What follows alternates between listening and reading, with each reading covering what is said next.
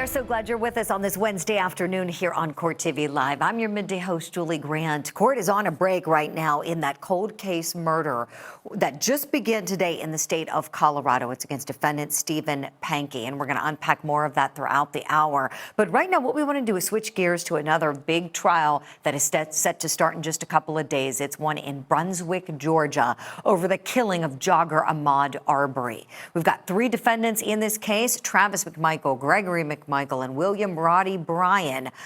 Jury selection set to begin on Monday for these guys, and we've learned that a juror questionnaire was mailed out to 1,000 prospective jurors.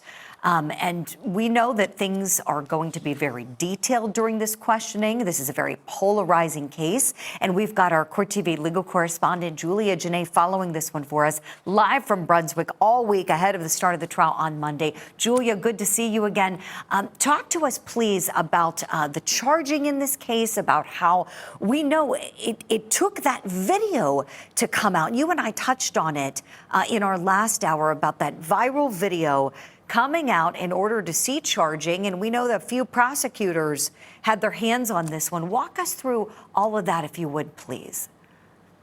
Right, Julie. The prosecutors that we're going to see during jury selection aren't the first first prosecution office or district attorney's office to have their hands on this case. This first, of course, started February 23rd, 2020 here in Brunswick, Georgia. And we have a breakdown timeline of how this case moved. It began, of course, as that death investigation into the shooting of Ahmaud Arbery in Satilla Shores.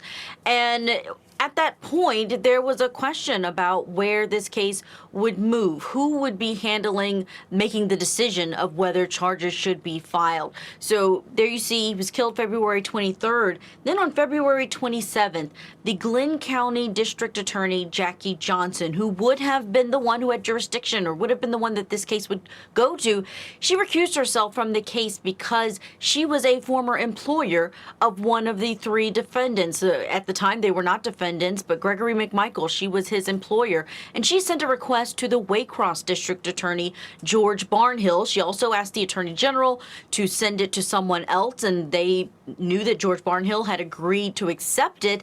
But then on April 2nd, so 2 months later, around 2 months later, District Attorney Barnhill told police in a letter that there was insufficient probable cause for an arrest. It was a detailed letter where he went over all of the reasons why the McMichaels should not be punished for shooting Ahmaud Arbery. But in that same letter, he also recused himself because he said that the family of Ahmaud Arbery found out that he was connected to his son, who used to work for District Attorney Jackie Johnson, and therefore he recused himself from that case and asked the Attorney General for a new prosecutor. Then on April 13th, the Georgia Attorney General appointed a new district attorney, Tom Durden, to the case in the Atlantic Judicial Circuit. It was around this time, or about a month after that, that video was released to the public, not from police, but from other members here in the community. So that was on May 5th that it went viral.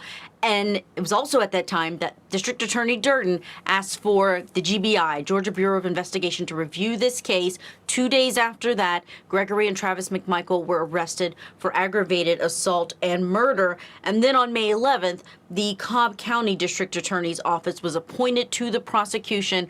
They are the ones that we will see inside of this courthouse asking those questions on behalf of the state. My goodness. This is really something. It's great that all of this finally came to light. A lot more has yet to be seen about that and all of the different hands this case passed through.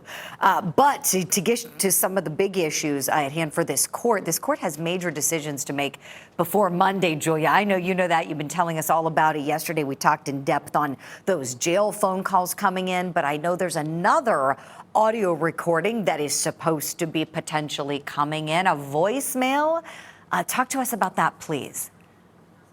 Right. Well, we're talking about the district attorney, or the ones who have recused themselves in this case, and District Attorney Jackie Johnson, who is no longer the district attorney here in Glenn County. She was voted out, but she also faced a lot of scrutiny about how she handled the case right after Ahmaud Arbery was killed, especially because of her connection to the defendant Gregory McMichael. He was her former investigator, so someone who would be in the courtroom potentially during trials, murder trials even, and did all of that investigative work, law enforcement work for her office.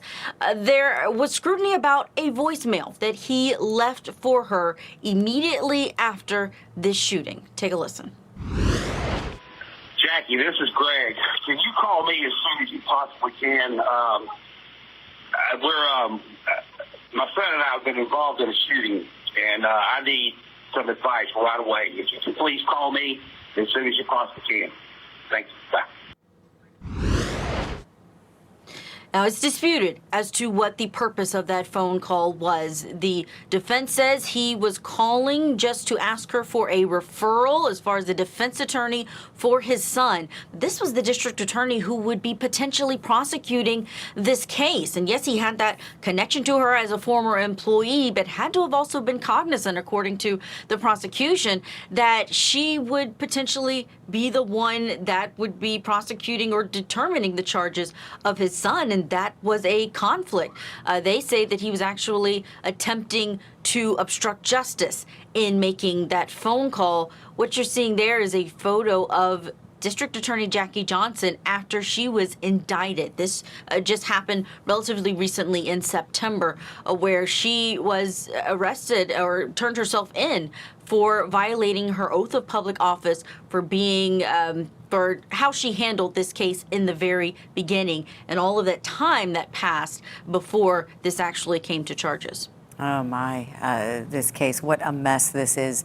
Julia, Janae, great breakdown there for us. Thank you so much for all of that.